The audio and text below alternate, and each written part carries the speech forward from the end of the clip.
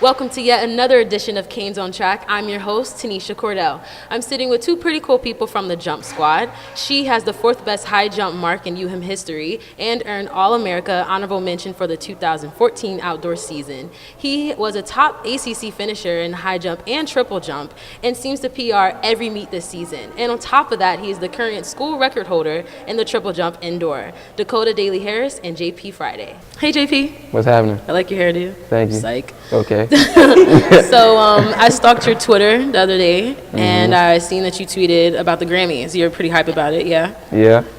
So you're a big music fan. I love music. Who's your favorite artist? I love Wale and Chris Brown. Chris Brown. Yeah. Rumor on the street is that you like to dance. Where'd you hear that from? Rumor on the street. The streets are talking. Oh, the streets are talking. The streets are talking. Okay. Can you dance? I mean, I'm all right. So I can beat you. What makes you come to that conclusion? Because I'm a good dancer too. So I do it all. So what are you saying? Are you trying to battle? We can battle. We can run that. So we're battling. Okay. Okay.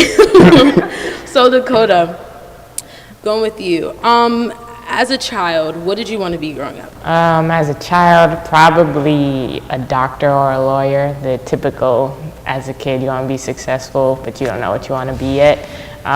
Didn't know being an athlete was anything.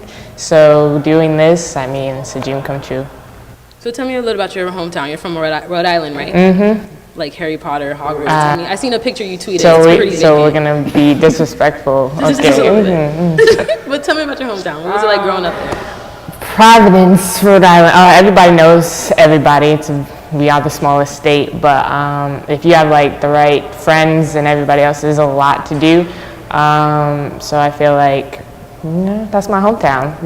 I would never that's where I'm from, so I'm always repping it. So why the University of Miami? It was between this and snow. So, the warm weather one, and the coach that recruited me, I was drawn to him and the other coaches as well. So what about you, JP? I'm from Orlando, and I'm not used to the cold weather, and I was not leaving at all. Like, I was going to stay right here in Florida. And the coach that recruited me, I like what he said about the school. I liked the school when I came to visit, so it felt like a great fit. Awesome. So you both mentioned the coach that recruited you is obviously one of the main attractions that brought you to Miami.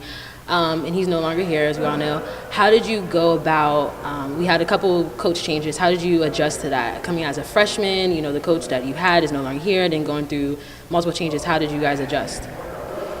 Well, it was hard. Yeah, it was hard. Coming in as we're all freshmen and we all didn't know anything about the program besides what the coach that recruited us told us about. So in addition, it made our event group stronger because they was the only people we could relate to and were going through the same thing as we were.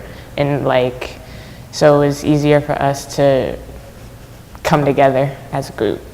Awesome. So do you remember the moment that you fell in love with track and field?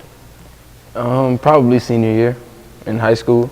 That's when I started to get success in track and field. So it was just because you were becoming good at it and Exactly. you realized your potential, that's when you fell in love with it? Okay. Yep. What about you, Dakota? I've been doing track since I was 7, so I fell in love with it then. I fell in love with high jump specifically when I was 10, and then from there it was just my crazy self trying to get over the bar. Right. What about it though? I feel like track and field is just such a love-hate relationship, and it's so mental. What about it just drives you and motivates you?